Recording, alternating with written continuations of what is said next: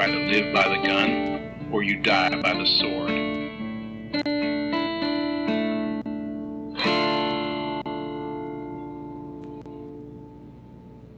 Welcome to the Good, the Bad, and the Weird MicroViews. I'm Nicho. And I'm Chris.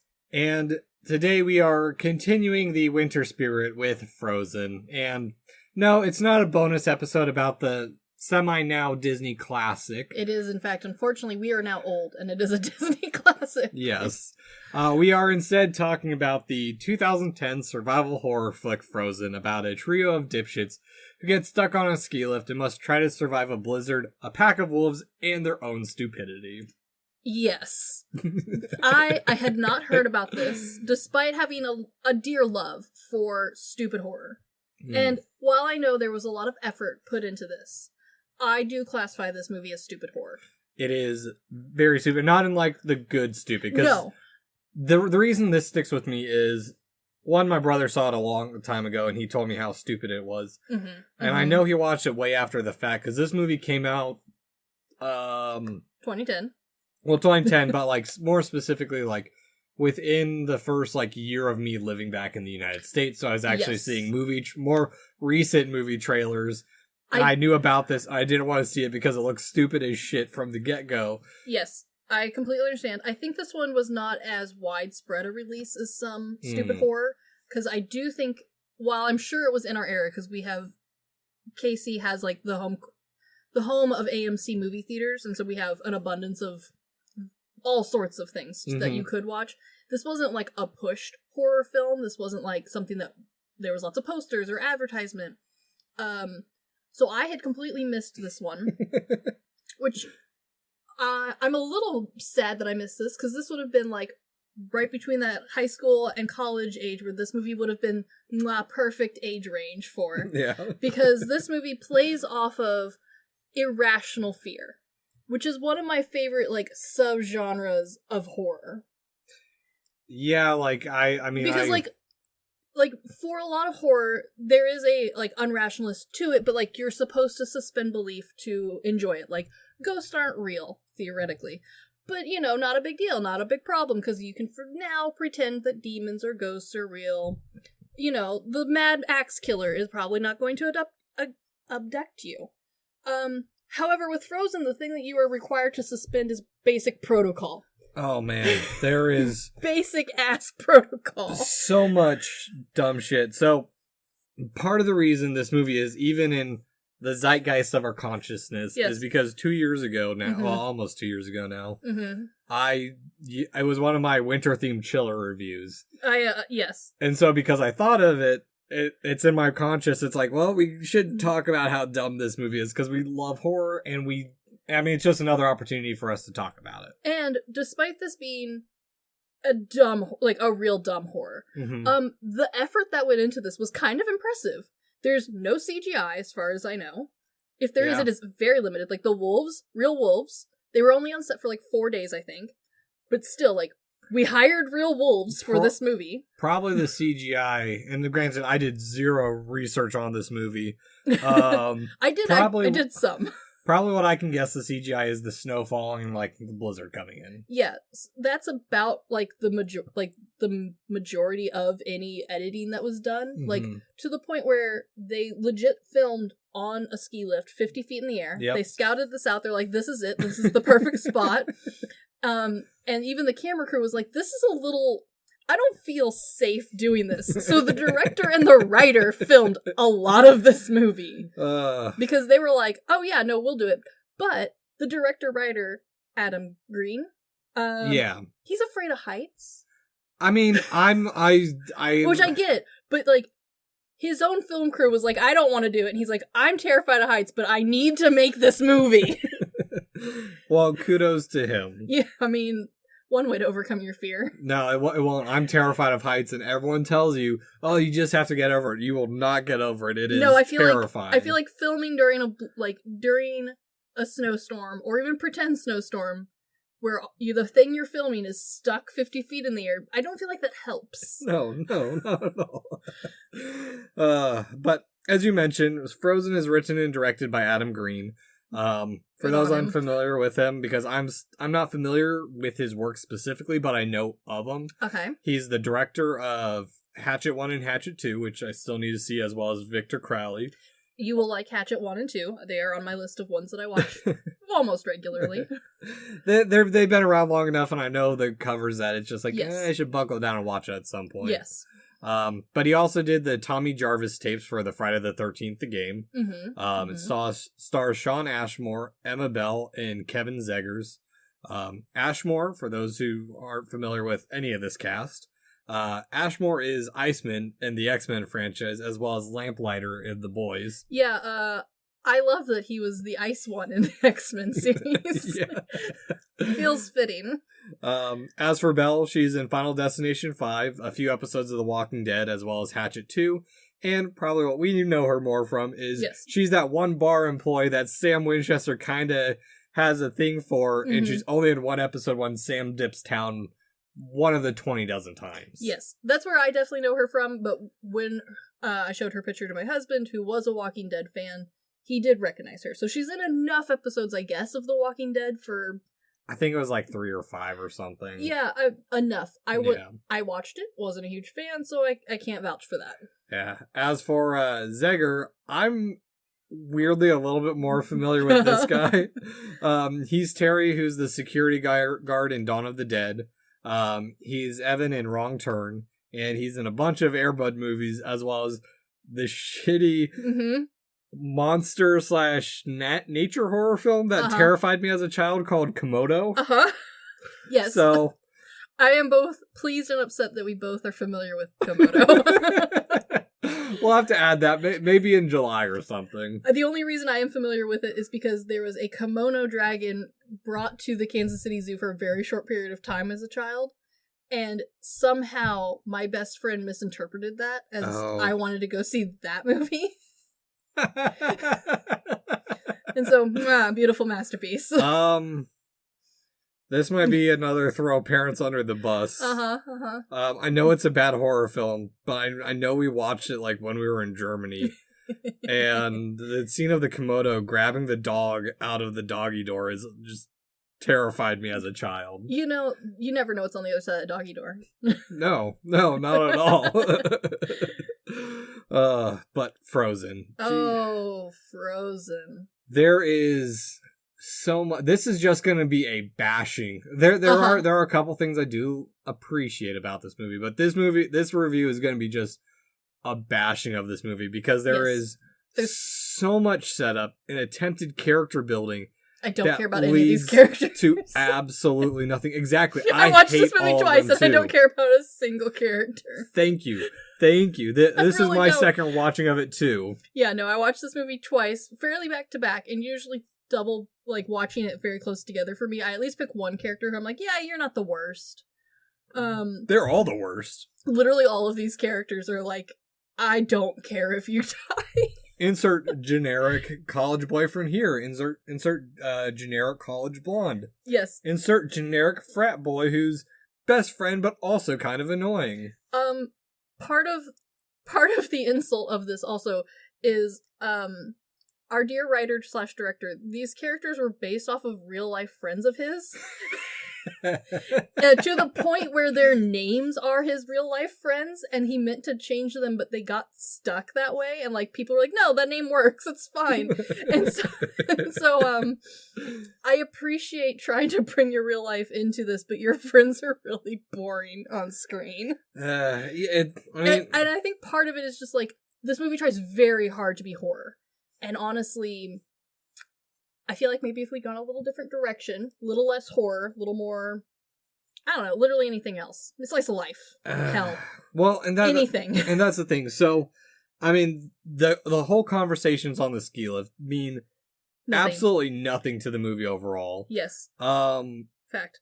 I mean, there's the dialogue in itself, even though it does, like, it could have been interesting, but it's so painful to listen to at times. It's just like, yes. Oh yeah, you remember that one time when we skinny dipped or some bullshit? It's all very generic, like 90s kids sort of like rambunctious nonsense. And we don't really get shown any of these scenes as memories. We just kind of get told about them. Yeah. And I don't give a shit. No. It means absolutely nothing. And, like, their whole purpose, like, them getting on the ski lift and, like, not having their pass. Here's the other stupid thing, too. Yes. So, one, they go to this ski resort. They don't have money for passes. Or No. they don't have They have money. They pay a guy to get on the ski lift. They have $100, which, okay, this is part of the frustration of this movie, is, like, I am all for suspending some beliefs for a horror film. However, basic ass how things work, I generally have a hard time looking over. I don't know very many ski places that you can just show up to and, like, be like, hi, yes, I have my own equipment. Great, no problem. I want to go up the mountain, but I'm not buying a pass. American skiing. Granted, I haven't done any skiing or snowboarding in the US, but I am sure that there are, like, probably some places that's a thing. And granted, I am not an avid skier. I don't go every single year, but I have skied fairly often. Every couple years, and not just in shitty Missouri ski, which is shitty, but it does exist. Like, I have traveled to ski. Yeah, and I have never been, just allowed to be on the mountain with my snow gear and not have, like, a basic pass. Yeah, you have to have that pass. I thought you were just talking about, like you couldn't go there and not bring your own, like, snow boots. No, you can totally bring your own shit.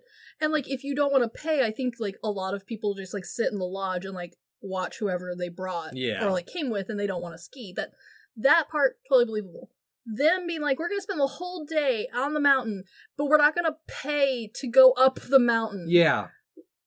How did you plan to get up the mountain? Well, and on top of this, like, they go up there, they pay this guy, what, $100 total? Yeah, to get all three of them on there? Yes. For one run. Like, he's not going to let you guys back up a second time around, like... No, this is his closing thing. Yeah. And then, like, again, I am not an avid skier, but even I know base-ass protocol of mountains. There is no way in God's green earth that these dumbasses are going to go up there and then nobody follows up on that. Well, okay, so here's I know the movie tries to explain it, but I will counter it as we go. The movie does explain it. I'm talking about, like, their very first going up. I agree. Their very first going up, like, doesn't make any goddamn sense. Their second one makes even less sense. It really does. Because they already paid this guy $100 to go up. He doesn't have to let them go up at all. He doesn't have to let them go up the first time. Pocket that 100 and go home, dude. Yeah. Like, I don't see. You didn't pay me $100. There's no camera saying that you did, and you don't have a ski pass. What are you doing in here? Yeah, exactly. But, like, the second time he lets them go up, specifically with the flag at the end. Mm-hmm. And then, to be fair, okay, he does say, I will say, he at least tries. I have zero sympathy for the three protagonist dipshits. I definitely have zero. Agree. 100% agree. He tells a guy that's taking his place that, hey, there's 3 people coming down. Yes. So he can go speak with his boss. That guy sees 3 people come down. Yes. I see where the movie tries to cover its own plot hole with that. However, after the supposed last people come down a mountain, mm-hmm. there is a employee, or most of the time, employees who go up the mountain on said ski lift to make sure there's not someone camping out at the top or hurt or stuck or a child who's lost. It's not normally just 3 idiots stuck on a ski lift. Like, this is physically not possible. This is never going to happen. Now, can you fall off a ski lift in your stupidity? Of course. Yeah. That would have been a good horror film. I had my strapping come off and my snowboard dropped. I watched many a small child lose lots of things on various mountains across the world. But, like, just being left up there. First off, you wouldn't be left up there. And even if you did, I want you to think of a ski lodge and why it would close for a long weekend. A blizzard coming in. Maybe. This was the last run of the season. Although, here's the thing. I will say that is dumb as shit because people will ski in a blizzard? Well, we'll ski in bikinis and shit too. Yeah, like, and once it gets warmer. Right after the blizzard would probably be like, hey, fresh powder, let's go. Yeah. Well, no, I think what it is they're closing after a long weekend is what it is. So they're like closed on like Monday or Tuesday. Sure. So they're closed on Monday or Tuesday because there's like and this is, I have yet to run into one other than the shitty ass one in Missouri, and it's not on a mountain, it's on a very small hill. Mm-hmm. Like literally it's a hill and you can sled down it. They're always closed, and then they're never really like nobody there. People go to like smoosh out the hill and like add snow where they need to if they need to, or like there's still maintenance going on. Like there is not during peak season a snow lodge for 3+ days where nobody is gonna be there and wolves have infested it. Yeah, that's the other part too. There's just like a random pack of wolves on this mountain. Yeah, I'll get to that in just a minute. So these dipshits get stuck up there. Yes, they sure as fuck do. And on top of that, there is someone, you are right, there is someone coming down with a car and they're yelling, trying to get their attention instead of trying to throw shit at it. Yeah. Like, throw your skis or something at this guy in the vehicle who could save your lives. Instead, they're just yelling at him the whole time. Yes. Again, so much belief must be suspended for this tragedy to happen. There's just so much. Which is why I put this in the very small but select category of impractical fears. Yeah. This is like the same, like, fear as like, oh, I'm going to show up to school and I'm going to forget to wear pants. Like, it's not gonna happen. The amount of things you would have to do wrong to get to school and get out of the car and get into the building. You intentionally showed up to school with no pants. These idiots intentionally got stuck on the ski lift is my, like, that's the level of disbelief I have in this so far. That's the thing is, it's just bad writing. It is, which is disappointing because there's a lot of detail, there's a lot of background detail that I do like that this writer put in. There's a lot of references to Hatchet 1 and 2 in both dialogue and in the background. Okay. Like I think on the TV in the lodge, like in the beginning, there's like a background news clip. That's just straight up footage from Hatchet 2. That's amazing. I think there's like a billboard that has some of his work on it. There's several instances where they're like referencing Jaws. Like how Tarantino references like his other movies in his world where the movies are movies. Yes. Yeah. Yeah, like there's a lot of like cute, clever references like that aren't necessarily blinding. But if you do watch Hatchet or Hatchet 2, you'll spot it. Yeah. Or if you are a Jaws fan, like you'll catch the reference while they're sitting there on the ski lift talking about their terrible fears. For someone who clearly thought of a lot of details, we couldn't have thought of a different way to be up on the mountain. No. Or stuck. Like, I don't know. I think that's the only way you could get them stuck on the mountain because they're at a ski lift. It's not like they're hiking or anything. Like, yes. That would make it more interesting if they were hiking. It makes me think of this movie Backcountry. Yes. That's based off a true story about a couple that gets lost and gets hunted by a bear. Yes. That would have made much more sense instead of... And, like, there's lots of ways to get stuck on the mountain. Mm-hmm. And I get that, like, part of the so-called spooks of this, or, like, part of the catchphrasing for this is, like, oh, it, like, you're up really high. That's the scary part, is, like, you're stuck up high. Let's see what the tagline is for this movie. No one knows you're up there. Yeah, okay, that tagline would work if you're just on the mountain and not just stuck on the ski lodge, like, ski lift. Brad Misak of BloodyDisgusting.com, you are completely wrong in your saying of this. Terrifying. Will do for skiing what Jaws did for swimming. It definitely won't, because there are things that are scary about skiing. Yeah. And, like, yes, the fear of heights could be, like, added into the movie. I'm all for that. Because, like, yeah, if you're not used to it or you are scared of heights, ski lifts are fairly spooky. Like, you're just hanging up there. Yeah. And, like, there's not really a whole lot of safety precautions. Like, you're not strapped in or anything.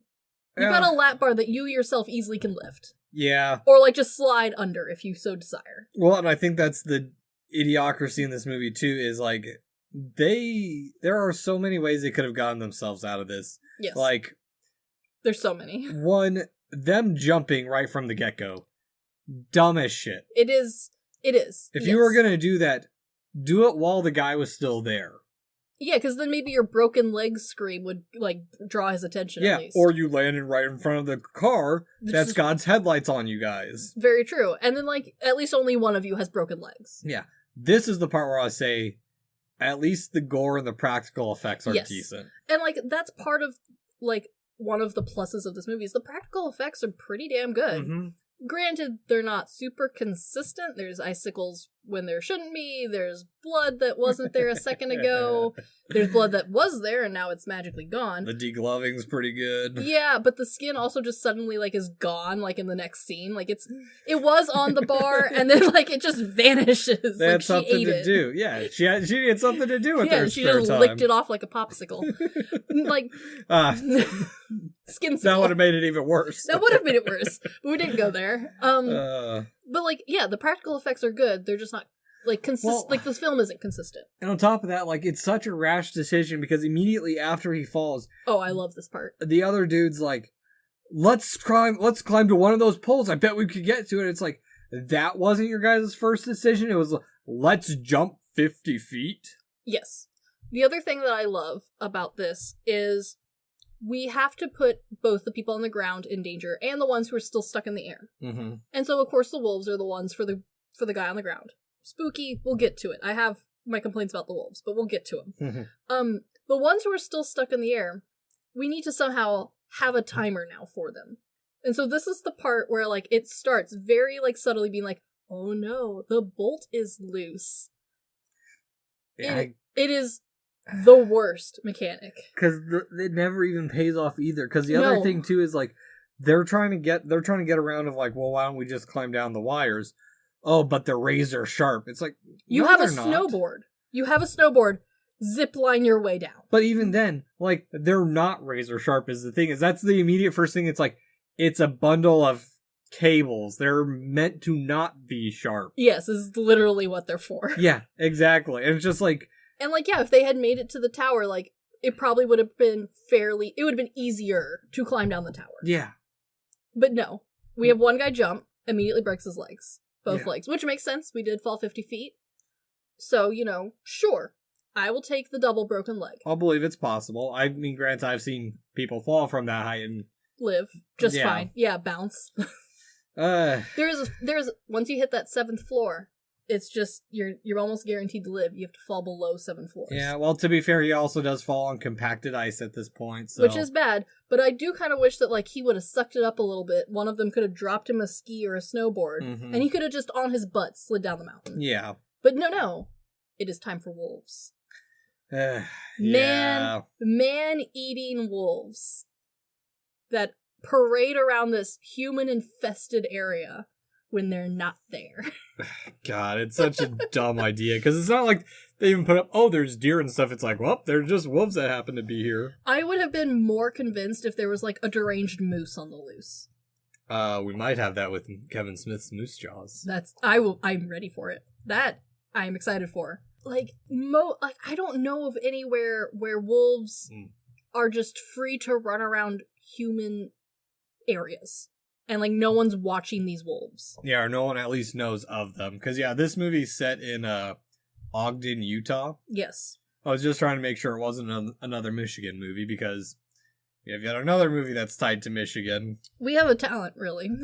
I wouldn't say it's a talent, we're just stupidly serendipitous. That is true. But not this one, though. No, not this one, thankfully. Yeah, like, it's not that I don't believe that there are wild wolves in the northern parts of America. I know there are. It was one of my fascinations as a kid when they released the wolves to Yellowstone. I remember that happening. I remember going to Yellowstone that same year and be like, I hope there's wolves. But again, I don't know of a single active wolf pack that isn't, like, monitored out the fucking wazoo, that is this close to, like, your Joe Blow people. They're not like packs of coyotes that... No, coyotes would have been a better, like, these are rabid coyote hybrids. Yeah. That I would have believed better. Because, like, a hybrid coyote, they don't give a shit. Yeah. Well, they don't give any shits. And I mean, it's just See, because the way they fend them off is stupid, and then they immediately come right back. Yeah, these wolves are here to eat this one man. And the woman in this, she's like, make sure she doesn't see this. I need to look. Well, she still has her eyes closed, like visibly closed beneath her hands. Yes, they try very hard to make us feel that the one female character is like so bonded to these two guys. Mm-hmm. Best friends / lovers for life. But well, she hates the one friend. Yeah, but like at the same time, she doesn't hate him that much. No. Could have pushed him off to, like, I don't know, fend off the wolves. But no. Well, they just let him be eaten. Yeah. Which, I mean, like, is scary and, like, cool. And the wolves look great. Again, you know, real wolves look great. Yeah. Is it scary? Meh. It's just a little gory. Yeah. Because immediately after that, the other friend's like, oh, his board. I could use that to slow down. The wolves will be, or sled down. The wolves will be fine. I'm going to take the cables. Dude gets down just fine. But, yeah. Oh, wait, scratch that. Before that, I do want to bring up, before he even tries this, to not only put the people in danger, they try making it deeper by the fact that she left a puppy alone. Yeah, I don't really understand why we suddenly have this extra bit to, like, care about. Yeah. Because I understand that it's, like, trying to add another level of, like, ticking time bomb. Because now we have the wolves, the cart might fall down because the one bolt is coming loose or whatever.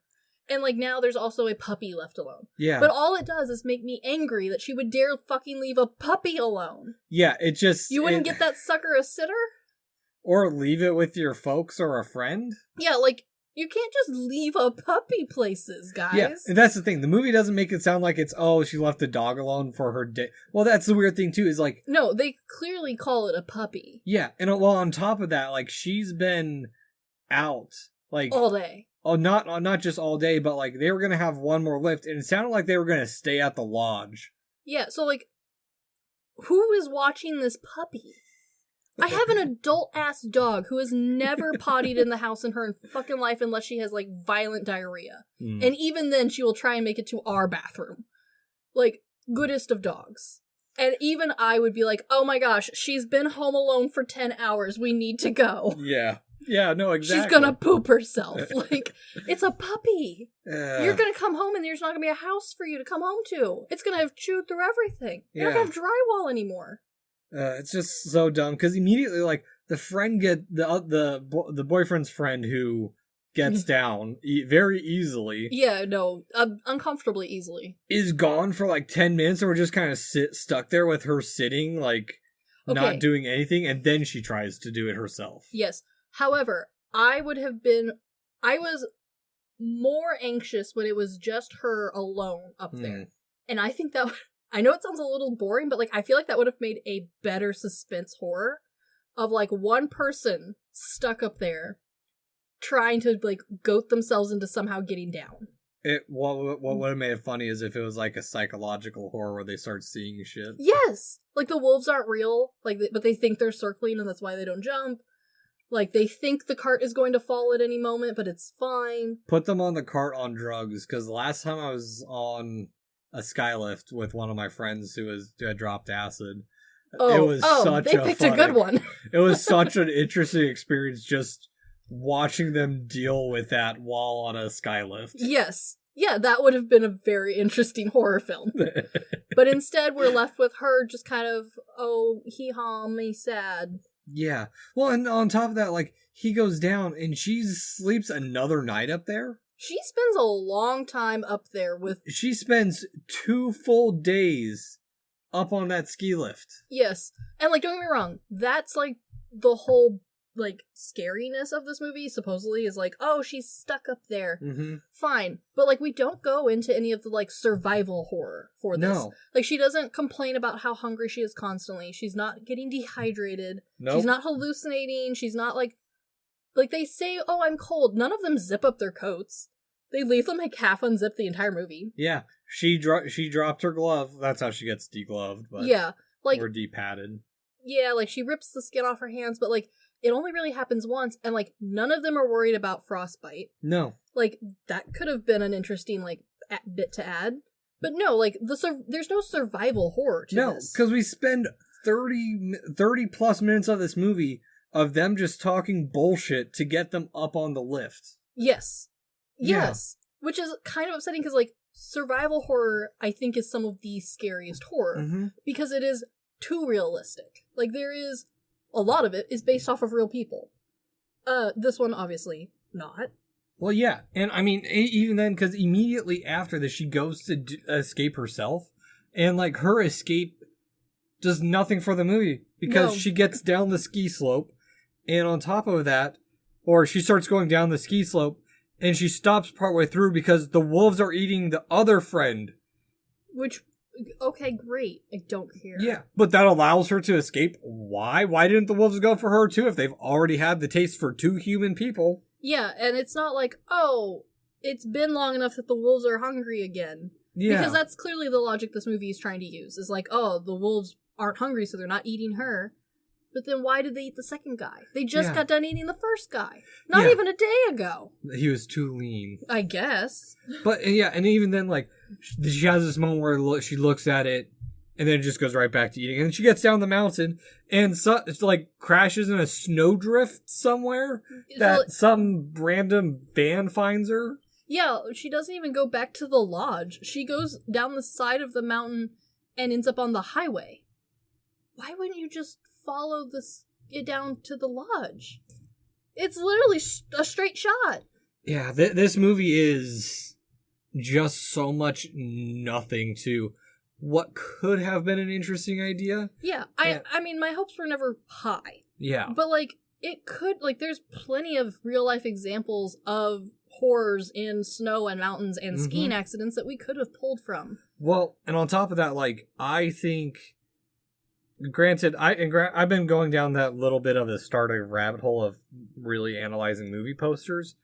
I would have been disappointed to see this one if it came out in theaters, but even more so I'd be disappointed by like someone who saw this in Japan with the Japanese poster, because that poster is fascinating. And also, like, the name changes across the different worlds, like the different languages, is always a fun jump. But this movie was released in multiple countries, like Japan, Germany, and like at no point did it ever seem to like really find an audience. Like, yeah, and even then, like, I don't.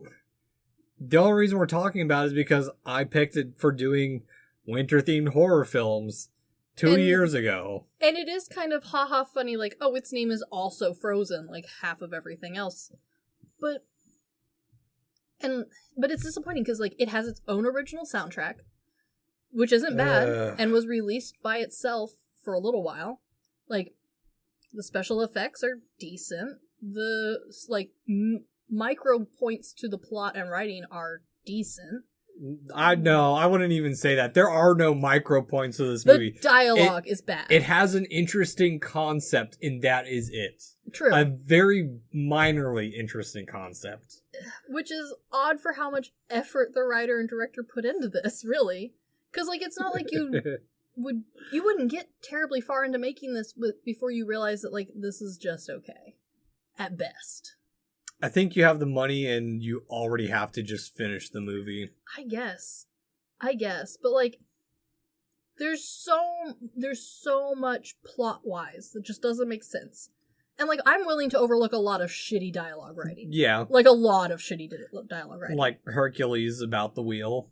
Yes. Yeah. Honestly, most of the Hercules movies. Yeah. But this one, like, the dialogue isn't even the thing that's, like, breaking the writing for me. It is just the writing. The entire movie is just awful. It is, which is too bad, because, like, there are some spooky bits that just don't go together. Yeah, Wolves on a mountain could be spooky. But not on a ski lift. Not at a ski resort. Backpack ski, like... But at that point, you're completely changing the setting of it, so, like, it's just... Being stuck in a snowstorm on top of a mountain could be scary. Not sure, why not? survivalist horror on a mountain. Again, or they go up there, get caught in a surprise blizzard, and get lost on the mountain. Yeah, like there's a lot of like parts to this that separately could make good movies and are scary, but they're all in one movie and they don't go together. No, not at all. So, Chris, would you rent, buy, stream, or decline that we ever watched it, despite having an audio record of us watching this? This movie, and I checked, is currently free from YouTube itself. Like, YouTube itself is letting you watch this. It's not even like someone pirated it. And even with it being fucking free on YouTube, I will deny that I watched this. Good.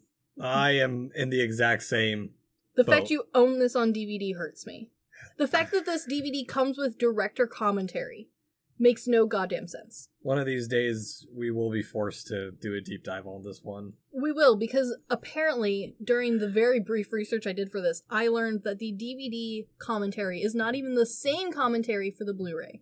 It is different, like a different full movie commentary, apparently. So I have to have 2 copies of this movie if we want to do deep dive. And it's not like that's the only like extra bits on this DVD. There's like 4 or 5 extra things talking about this movie. Maybe January of 2024 we'll do this. We will re-deep dive it, because maybe if you go far enough into the fucking rabbit hole, you end up with something that's decent.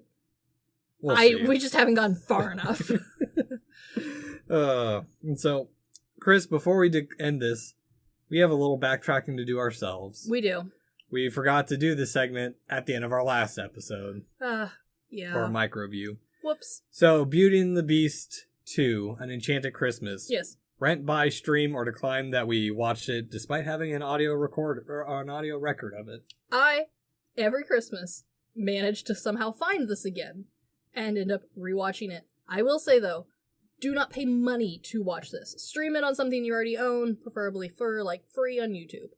But, yeah, it's not, like, high on my list of ones to own. I don't think that one would be on YouTube. It's probably Disney+. It is. So if you already have Disney+, stream it. It is on Disney+.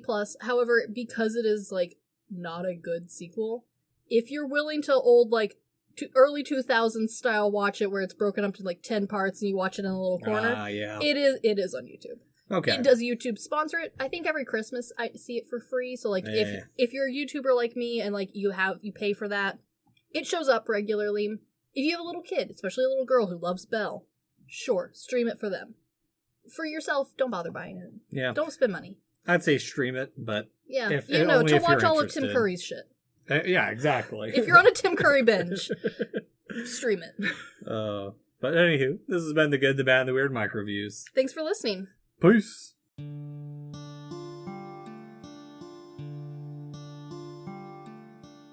Thank you for stopping by this here town of the good, the bad, and the weird. We appreciate your listenership, and if you want more of our takes in your life, feel free to check us out on social media at The Good, the Bad, and the Weird Podcast, or TGTBTW for short. As well, if we missed a fact, your favorite part of a movie, or just have a suggestion and want to reach out and say howdy, feel free to email us at tgtbtwpodcast@gmail.com. And feel free to join our Discord at The Good, the Bad, and the Weird Podcast, where we talk about movies, just share random banter here and there. And always, check out our podcasters, streamers, or any other content creator we shout out in our episodes. We really appreciate it. And as always, thank you for listening. Peace.